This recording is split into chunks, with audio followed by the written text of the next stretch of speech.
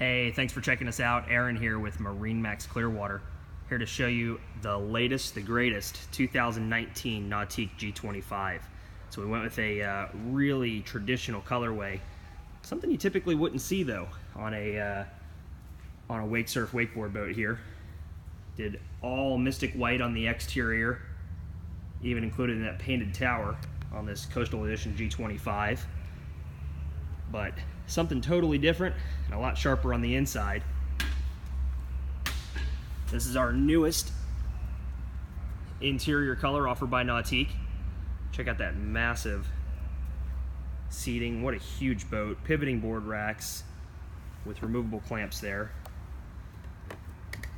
Color changing interior LED lighting. Got our flip up rear view ski mirror here. Cell phone holder, full digital dash with navigation built in. And just that really rich new Sahara sand interior. Easy to keep clean, stays nice and rich though. Doesn't get hot like maybe a darker mocha might.